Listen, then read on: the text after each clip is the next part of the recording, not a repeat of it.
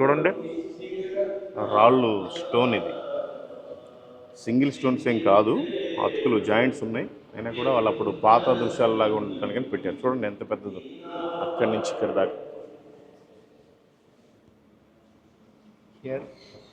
Early morning.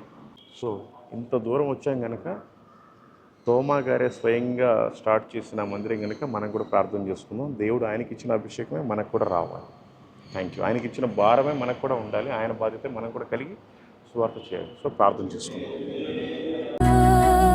సువార్త ప్రకటించుట నీ బాధ్యతరా,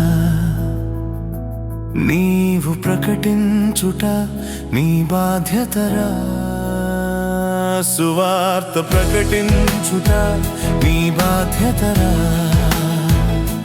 నీవు ప్రకటించుట నీ బాధ్యతరా.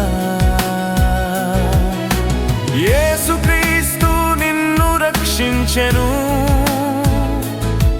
నీ బ్రతుకును నూతనము చేసెను. రక్షించబడిన మన బాధ్యతను మన మెరుగనిది కాదు కదూ, నిత్య జీవమిచ్చిన. ఇక్కడ ఇంకా కొంతమంది వచ్చారు, వాళ్ళు కూడా ప్రేయర్ చేసుకుంటున్నారు. కొన్ని పాటలు పాడారు వాళ్ళు కూడా.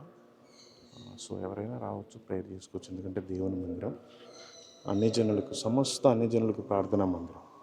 అయినా వాళ్ళు అన్ని జనులు కూడా కాదు, క్యాథలిక్స్ వచ్చి ప్రార్థన చేసుకుంటున్నారు. అది సన్నివేశం.